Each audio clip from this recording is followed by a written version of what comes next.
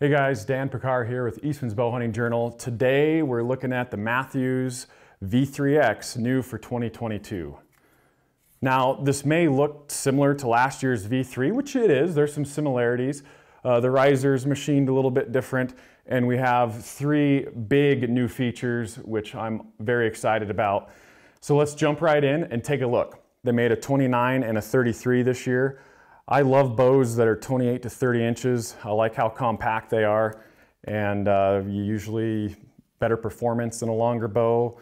Theoretically a little less forgiving, but I find all these bows pretty forgiving, so I prefer the shorter bows. So this is the 29, the V3X 29. The 29 has a 6-inch brace height. The 33 has a 6.5 inch, hence more of the forgiveness. So that's that. IBO is up to 340. Man, I mean, it's a performance bow, similar performance as last year's V3X is my hunch. We're going to shoot it through the chronograph here and see just a nice, sleek, streamlined bow with new features. Three big new features this year for the V3X, which are pretty cool. The first one, which we haven't really seen before, is the Bridge-Lock Sight technology.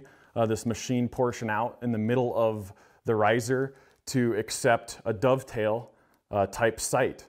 I purposely put this traditionally bracket mounted style sight on here just to see if it would work for you guys that are still going to use that type of a mounted sight. And I may too, we'll see, but I wanted to make sure my clearance wasn't an issue with this new for 2022 low pro quiver. Keeps your arrows and your quiver extremely close to the bow, which I love, but there is a little arrow contact. But you know what? I set it all up and I went hunting with it last week, and I shot a whitetail with it, and it didn't rattle. It didn't cause any vibration or noise issues with these arrows resting on the bracket of this externally, a traditionally mounted bow sight. My clearance wasn't an issue with this new for 2022 low pro quiver from Mathews as well. 56% closer to your bow, just with the intention of eliminating, being out of balance, just that side, balance that it kicks you out of balance. So, hopefully you can eliminate the need for a kicker if you're running, a kicker stabilizer down below there. So everything's tighter, closer, more in line with the intention to have this bow be balanced with less need for weight on the exterior. So we have the Bridge-Lock technology, we have the low pro quiver, and then lastly, the really cool thing that I think is very handy for especially you guys that don't have a bow press at home is the new bow press system that they made. And basically you can see this nub here on your cam and this nub here on your cam, and you can hook up their bow press, and I will grab that. This Stay Afield System bow press, which you're going to look at it and be like, what?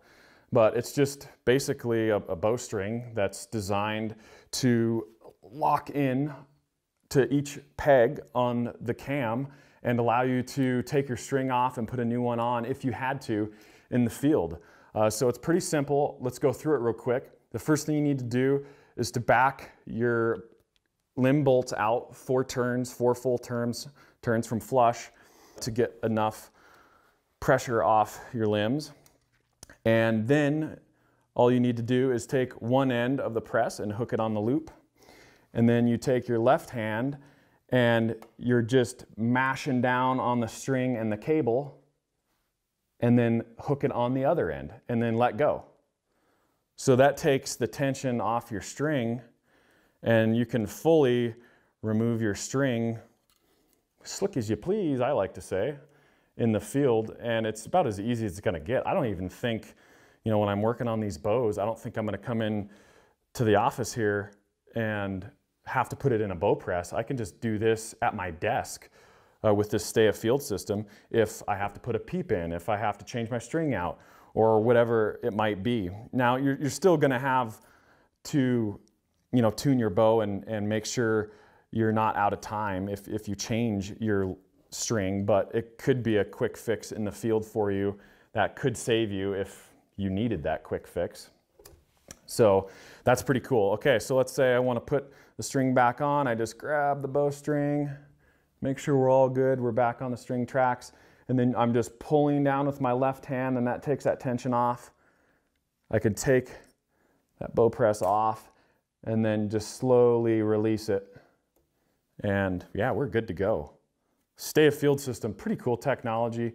Just making it easy for archers to work on your bow anytime, anywhere, any place.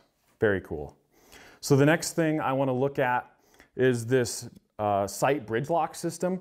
I'm going to take this side off and we're going to put the spot hog in there and see how it looks and see how easy it is to set up. So first thing, I'm going to take my arrows out.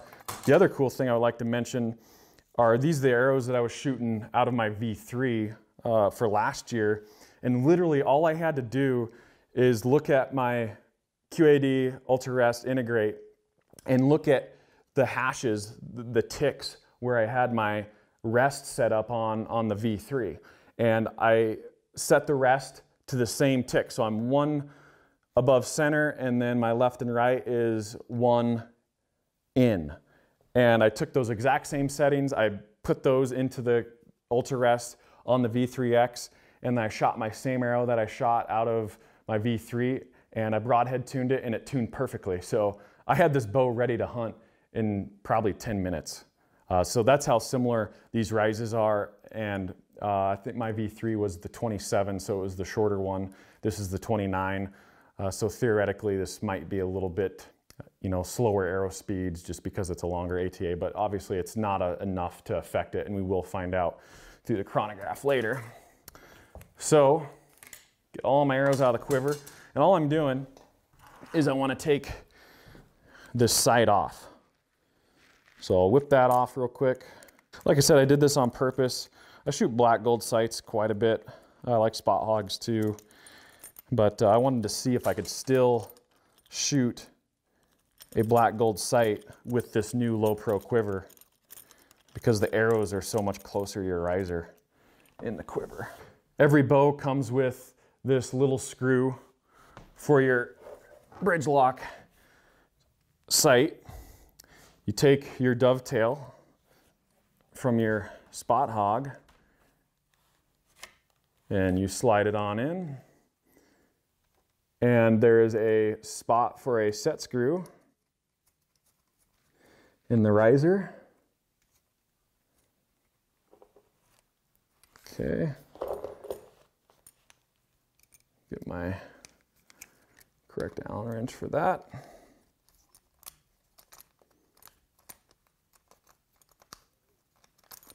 And you just run that all the way in like you would on the mounting bracket that comes with all spot hogs.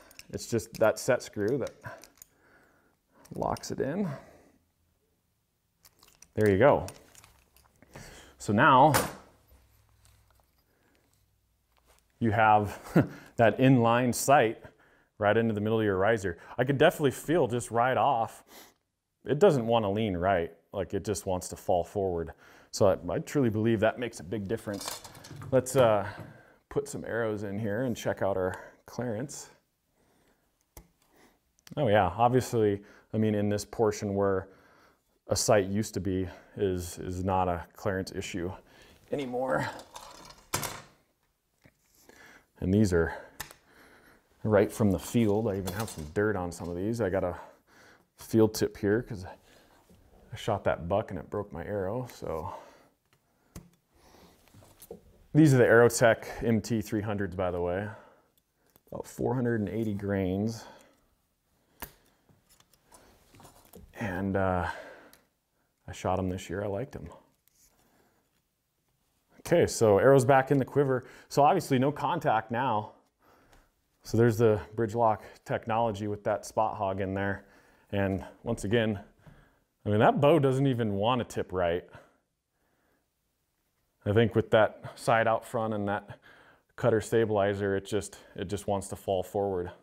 So talk about balance, a bow that just, it wants to be where it's supposed to be when it comes to shootability. It's just gonna make you a more accurate shot down the road. So for the chronograph here, I'm just cranking my limb bolts back down flush to the bottom. I want a full 70 pounds. Just remember to do this if you're gonna use the SAS system for putting your peep in or whatever. Don't forget to crank your limb bolts back down. Bows are always more efficient and they're meant to tune with the limb bolts bottomed out. So, I mean, yeah, you can adjust your poundage by your limb bolts a little bit, but always try to get the correct mod for your poundage and draw length, because that's why Mathews makes them, is your draw length, poundage, and let off. Each mod is built for maximum efficiency. That's what sets them apart, and that's why you'll see these bows be so much faster than, say, another bow company that is kind of a universal, cam system. They do it for a reason, because it increases efficiency with these Mathews. Okay. All right, guys, we're here like the next day. We've had chronograph issues with this thing.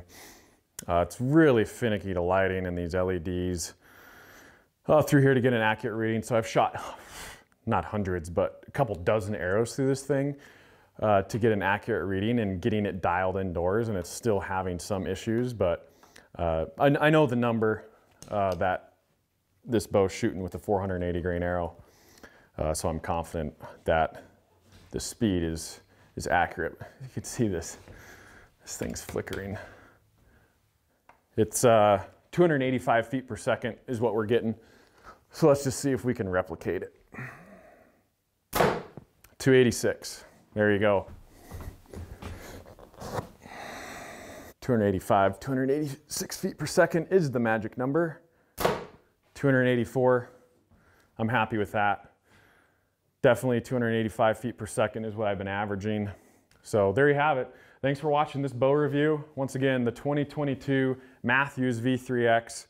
Awesome bow. I can't wait to do a little more hunting with it in this next coming year. Be sure you guys like and subscribe to the channel, and keep an eye out for more videos and more bow reviews coming up.